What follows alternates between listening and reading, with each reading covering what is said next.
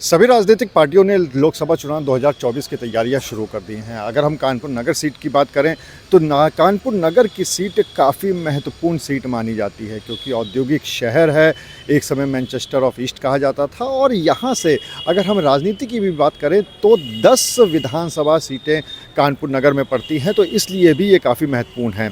यहाँ पर वैसे हमेशा से वर्चस्व, अगर लोकसभा सीट की बात करें कानपुर नगर की, तो हमेशा से ही वर्चस्व कांग्रेस का और भारतीय जनता पार्टी का रहा है। समाजवादी पार्टी ने कभी भी अपना यहाँ पर कोई खाता नहीं खोल पाई है। लेकिन जो सबसे महत्वपूर्ण बात है वो ये है कि एक तरफ गठबंधन की बात चल रही है, जहाँ पे सपा या कांग्रेस में से किसका प्रत्याशी यहाँ से खड़ा होगा ये अभी देखने वाली बात है, क्योंकि अभी तक ये तय नहीं हो पाया है। लेकिन अगर हम भारतीय जनता पार्टी की बात करें तो उसके लिए भी राह बहुत ज़्यादा आसान नज़र नहीं आ रही है। हाँ, ये बात सही है कि लगातार बीजेपी यहाँ पे चुनाव भी जीती है और इस समय भी जो मौजूदा सांसद हैं वो भी भारतीय जनता पार्टी के हैं। लेकिन इसके बावजूद क्यों बीजेपी के लिए राह आसान नज़र नहीं है, उसका एक कारण है।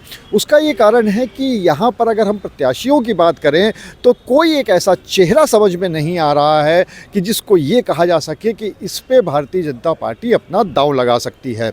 क्योंकि अगर हम वर्तमान सांसद सददेव पचौरी की बात करें तो जो बीजेपी के लोग हैं उनका ऑफ द रिकॉर्ड ये कहना है कि चूँकि उनकी उम्र 75 वर्ष से ऊपर हो चुकी है और भारतीय जनता पार्टी का एक नियम है कि जिसकी भी उम्र 75 वर्ष से ऊपर हो जाएगी उसको वो फिर किसी चुनाव का टिकट नहीं मिलता है। ऐसा पार्टी में परिपाटी चली आ रही है।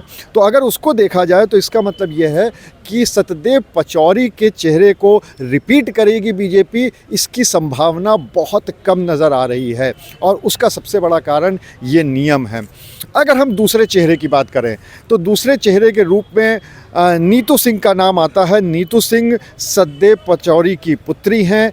एक औद्योगिक घराने में उनकी शादी हो चुकी है और साथ ही साथ जिस घराने में शादी हुई है वो घराना आरएसएस का काफ़ी करीब माना जाता है। बल्कि करीब ही नहीं, वो घराना वो है जहां जिनमें आरएसएस के संस्थापक से वो घराना भी शुरू हुआ था और आरएसएस भी शुरू हुई थी।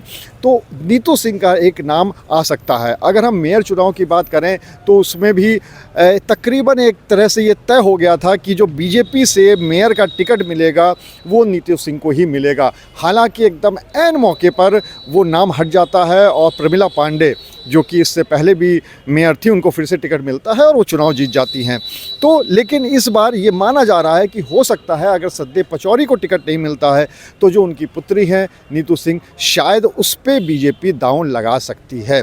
अगर हम तीसरे चेहरे की बात करें तो एक बात और चल रही है और वो ये चल रही है कि जितने भी विधायक हैं कानपुर में विधानसभा के 6 विधायक हैं यहाँ पर, तो उनसे भी लगातार पार्टी बात कर रही है। बहुत सारे विधायकों ने हमको ये बताया भी है of the record, of the camera, कि उनसे पार्टी ने पूछा भी है, पर उन्होंने अपने नाम भी रखे हैं, उन्होंने अपने सजेशन भी रखे हैं। और ये माना जा रहा है कि हो सकता है किसी एक विधायक पर भारतीय जनता पार्टी अपना दांव खेल जाए। लेकिन इस बात की संभावना बहुत कम लगती है, क्योंकि अलग अलग विधानसभा है। हर विधानसभा के जो भी विधायक हैं उन्होंने अपने अपने क्षेत्र में काफ़ी अच्छे मार्जिन से जीत दर्ज कराई थी। तो उसको देखते हुए इस बात की संभावना भी कम नज़र आ रही है। इस समय कानपुर नगर में एक चर्चा बहुत तेज़ी से चल रही है और वो ये चर्चा ये है कि केंद्रीय मंत्री के कोई परिजन यहाँ पर एक पैराशूट प्रत्याशी के तौर पे आ सकते हैं। हालांकि आधिकारिक तौर पर अभी नाम का खुलासा नहीं हुआ है, लेकिन ये बताया जा रहा है कि वो एक कद्दावर मंत्री हैं केंद्र में और उनके को परिजन या उनके पुत्र यहाँ पर आ सकते हैं और यहाँ से चुनाव लड़ सकते हैं। इससे पहले भी सतदेव पचौरी से अगर हम पहले की बात करें तो मुरली मनोहर जोशी यहाँ से पैराशूट प्रत्याशी के तौर पे आए थे और उन्होंने यहाँ पर जीत दर्ज कराई थी। काफ़ी बड़ा वोट बैंक भाजपा का कानपुर नगर सीट पे माना जाता है। तो ऐसे में इस बात की भी संभावना जताई जा रही है कि उन जो केंद्रीय मंत्री हैं उनके पुत्र या कोई और परिजन यहाँ से उनको टिकट दिया जा सकता है और फिर वो वहाँ से चुनाव लड़ सकते हैं। लेकिन अभी ये सब भविष्य के गर्त में है, किसी का भी नाम बड़े तौर पर सामने नहीं आ रहा है। अब देखने वाली बात ये होगी कि आखिर बीजेपी कानपुर नगर सीट से अपना दांव किस चेहरे पे खेलती है। कैमरा में शारिक खान के साथ अनुराग अग्रवाल, TV9 कानपुर।